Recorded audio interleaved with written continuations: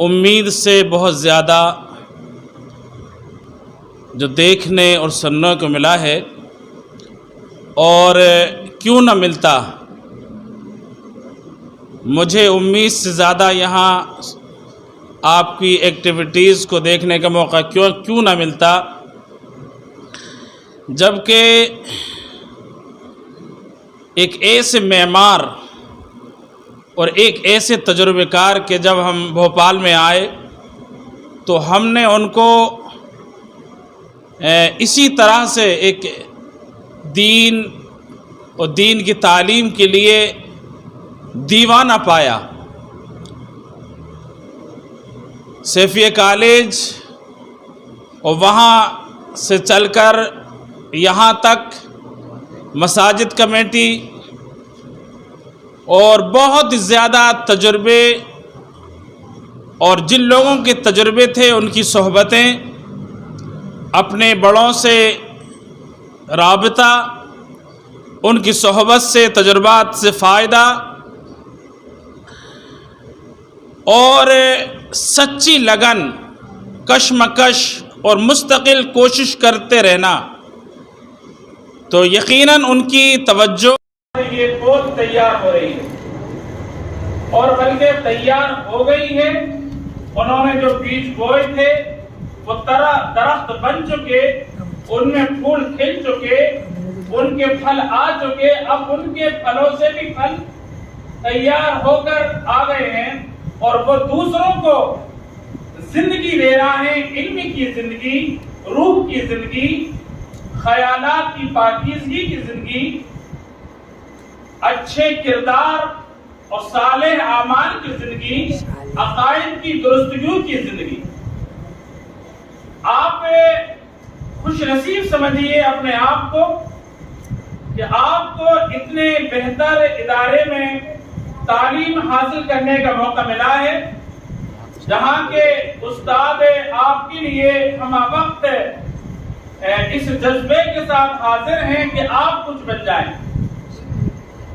یقیناً آج دیکھ کر بہت خوشی ہو رہی ہے کہ جو عربی میں تقاریر کرنے والے طلبہ تھے، ان نے پوری بے جھجک ہو کر برجستگی کے ساتھ عربی لب و لہجے میں تقریر کی۔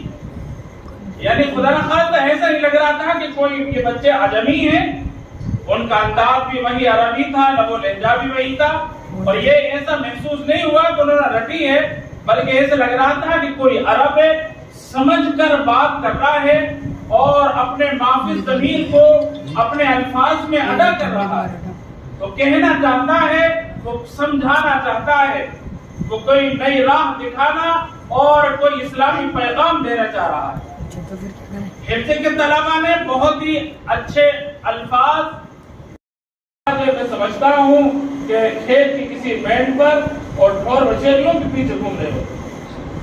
یہ قرآن کی برکت ہے، اساتذہ کی توجہ ہے، اور خدا کا کرم ہے کہ اصلاح بن گئے، تو اس پر شکر بھی ادا کرنا چاہیے۔ اور آپ کو اللہ تعالیٰ نے وہ علم کے لیے مخصوص کر دیا ہے، منتخب کر لیا ہے۔ یعنی سارے لوگ اس وقت جتنے اسکول ہیں، کالجز ہیں، یونیورسٹیز ہیں، وہ پڑھایا جاتا ہے، دو چار ہو جاتے ہیں، چاند ایسا ہے، ستارے اتنے ہیں، زمین اتنی ہے، گول ہے، چپٹی ہے، لمبی ہے، سمانے والی چیزیں، لیکن کوئی یہ نہیں بتاتا کہ تمہارا دنیا میں پیدا ہونے کا مقصد کیا ہے۔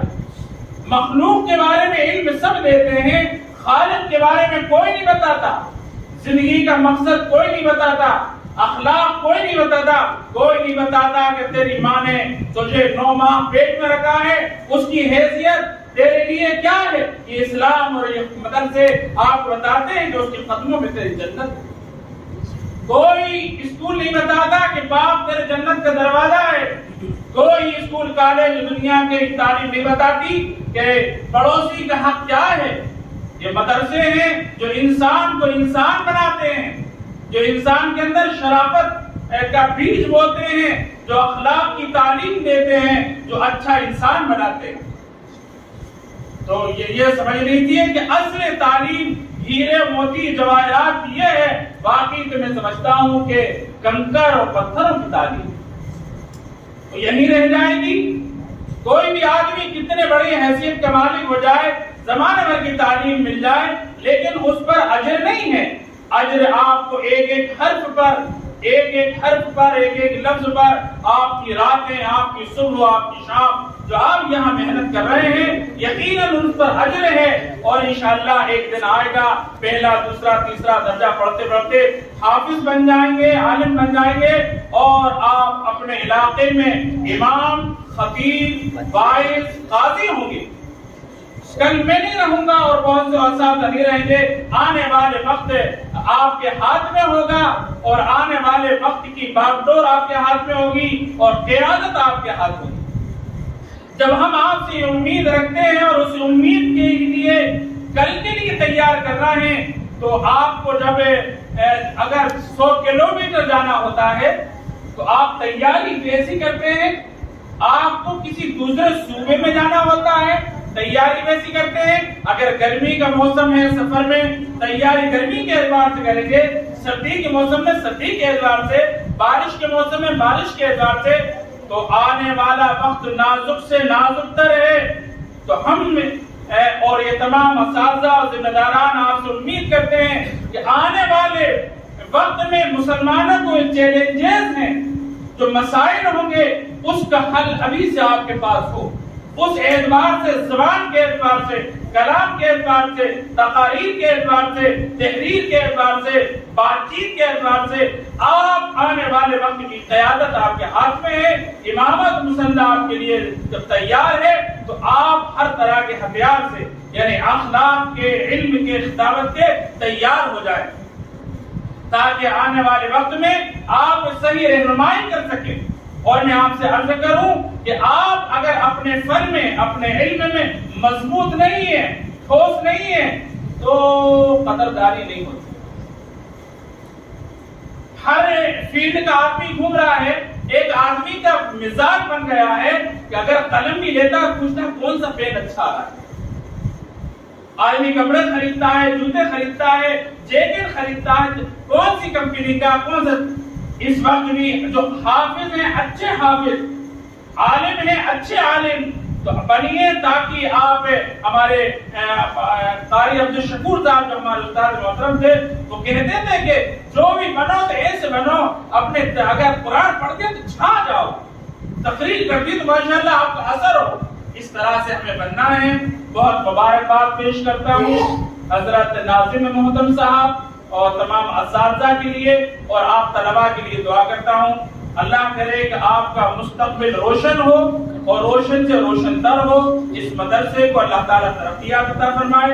ہمارے ناظم محترم حضرت مولانا عبدالحفیظ صاحب، ہمارے استاد محترم، ان کو صحت اور سلامتی کے ساتھ اور خدمت کے اسی جذبے کے ساتھ ان کا سایہ اس مدرسے پر، شہر پر قائم و دائم رکھے۔ اور بہت سی چیزیں آج مجھے یہاں پر سیکھنے ملی ہیں حضرت سے، اساتذہ سے، آپ سے۔ انشاءاللہ میں بھی اس پر عمل کرنے کی اور اپنی زندگی میں لانے کی کوشش کروں گا، اور آپ کی یہ جو اچھائیاں دیکھی انشاءاللہ یہ دور تک میں اس کا پیغام اور آپ کی یہ اچھائیاں دوسروں تک پہنچاؤں گا۔ وآخر دعوانا الحمدللہ رب العالمین۔